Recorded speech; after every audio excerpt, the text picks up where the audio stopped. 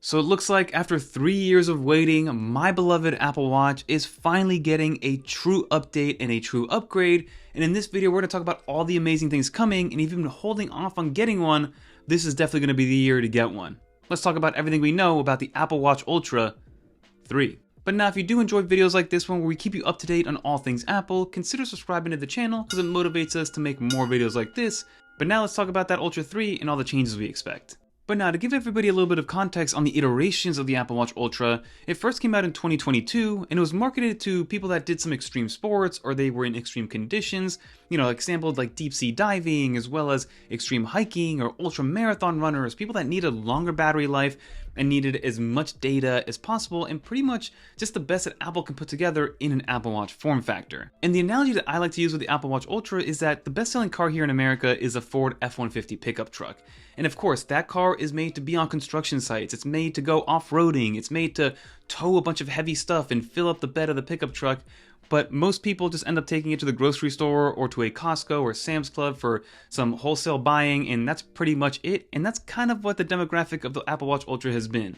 Of course, there's a bunch of people that use it for the extreme hiking and those extreme conditions, but most people are like myself, who just wanted a better overall Apple Watch experience, that wanted better battery life, that does work out every single day, but they don't really go off on 5-hour runs. I'm only going on 45-minute runs, but I wanted the best possible data and the best sensors and the latest and greatest from Apple, and that's what the Apple Ultra was and still is. And then the next year we got the Apple Watch Ultra 2, which nothing really changed. The screen got a tiny bit brighter, but that's pretty much it, and it got that double tap feature similar to the Series 9 Apple Watch. And the following year, they didn't even rebrand it as the Ultra 3 because the only difference here was that they offered a new black titanium color, which is exactly what I have right here. But now finally, we are getting some new updates to the Apple Watch that's going to change the way that it looks, get some actual upgrades not only internally but also externally to make it worth your money. So now the first upgrade is going to be the most obvious one, which is a larger display on the Apple Watch Ultra. Right now, it is by far the largest watch that Apple makes at 49mm, but there's definitely room to make it a little bit bigger, especially from the bezel standpoint. So again, the form factor isn't going to change drastically or get that much bigger because the watch is already relatively big for most people, but the bezel should decrease a little bit. The actual chassis will get a little bit bigger, but nothing too daunting, and we should be getting about 51 to 52mm in size for the Apple Watch Ultra, and then we're also more than likely going to adopt that kind of waterfall display that was introduced in the Series 10 last year. So it kind of, not only will it be physically bigger, but then it'll also give you an illusion that it's much bigger because it is kind of falling off the sides of the Apple Watch a little bit. And then we're going to be getting the new S11 in this Apple Watch Ultra, which is the new SiP, or system on a chip, giving us better efficiency, hopefully better battery life overall, and just better raw performance to make sure that it can handle everything that we're going to be throwing at it with the new watchOS 26, and then eventually watchOS 27 and the liquid glassiness of it all. So definitely stay tuned for just more power and better battery life, hopefully overall. Another new inclusion, which I'm surprised really wasn't available with the Apple Watch Ultra, especially the nature of it because it's meant for those extreme hikes where you go on for days and you're really in the wilderness. The SOS satellite connectivity will be added into the Apple Watch Ultra, so that will allow you to ping a satellite, send a message out, send an iMessage to people if you are in danger or if you are in a situation where you do need help and you can't get yourself out of, so that will be included in the Apple Watch Ultra 3, which is something that, again, I thought should have been included very early on. So now most years, some could argue that you would stop there in terms of the upgrades, but it looks like Apple's really going full tilt on this Apple Watch Ultra. The next thing to expect is going to be a new sensor, which is going to be for high blood pressure. Now, I don't believe this is going to be an actual blood pressure sensor. It's going to be able to help you indicate high blood pressure and kind of some metrics along those sides. So obviously Apple is going to put a bunch of stipulations in here saying that this is not an actual blood pressure sensor, this is not medical grade, but it could help you kind of in those extreme situations where maybe your blood pressure does get high, or your blood pressure gets very low and maybe you're on low sugar, or something is happening where there is an alert system and a sensor where it does indicate. And as somebody who has high blood pressure history in the family, this could be something good that I will be taking advantage of and at least testing out to see what this is going to look like. And again, I'm sure Apple will also brand this as a beta, similar to how Whoop did it on the recent wearable. Another upgrade is that we're going to go from 4G to 5G, and again, kind of funny that the Apple Watch Ultra is still using 4G right now, but we will be getting 5G connectivity on this new Apple Watch Ultra, so also another added bonus, and hopefully it does work out well. And overall, my use case and my kind of history and experience with data connectivity, I have it on my Apple Watch, I pay for it every single month, but it's never been great, so hopefully they are able to optimize it a little bit more.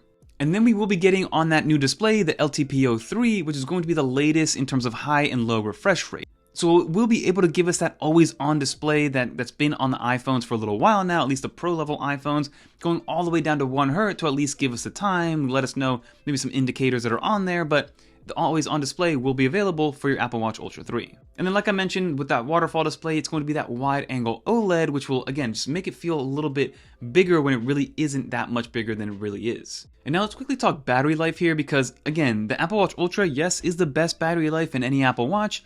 On paper, it gives you about 36 hours of just normal usage, depending on how you use it. And then if you go into that low power mode, you can get up to 60 hours. But again, the way that I use it, I have the latest Apple Watch and I did get it on day 1, so it's almost a year old now at this point. And I do get through a day, for sure I get through an entire day normally. I work out once a day, about a 45-minute run, maybe a 60-minute run, and I get to the end of the day, even with the beta software on there, I get to the end of the day with about 30% battery. I don't go into low power mode, I keep the brightness all the way up, I'm using as many sensors as I can when I am working out, and it's always on my wrist. So hopefully we can get 2 full days of heavy use on the Apple Watch Ultra. I know that the competitor isn't really Garmin, that's a fitness watch that is kind of an enthusiast watch, it isn't a smartwatch, but Garmin is getting you anywhere from a week to 3 weeks depending on the model that you're using. So if Apple can get 2-3 days, that would be a huge advancement. And then in the low power mode, if we can creep into that 4, 5, 6 day territory, that would sway a lot of those fringe people that really want that all day battery life. So will it be worth the upgrade and your hard-earned money if you have already an Apple Watch Ultra or if you don't have an Apple Watch Ultra whatsoever? I think if you have any of the Apple Watch Ultras from previous years, at least from a on-paper spec sheet standpoint, it's probably going to be the same experience overall. But if you are into getting the latest and greatest, then it could be a worthy upgrade because again, we are getting something that's actually different. Over the last 3 years, the only thing that's really changed is one new color option, going from 2000 nits of brightness to 3000 nits of brightness, and then of course that double tap gesture that you got with the Apple Watch Ultra 2.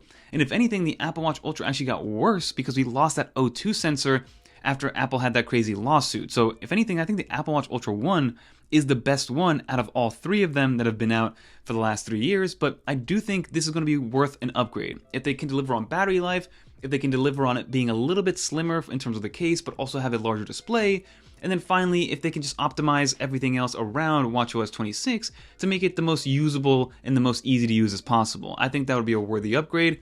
And then again, if you haven't ever used an Apple Watch Ultra, this could be the reason why you would step into one because it does give you all that value.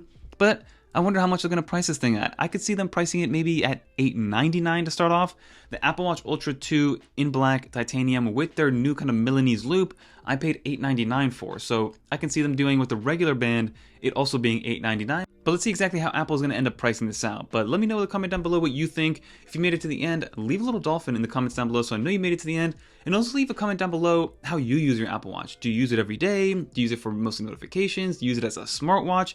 Do you use it as a fitness watch? Always curious to know how people are using Apple Watches because, again, it is my most used product probably. It's always on my wrist. It's always collecting data from me. And I wear it to sleep. I wear it to work out. I wear it during the day.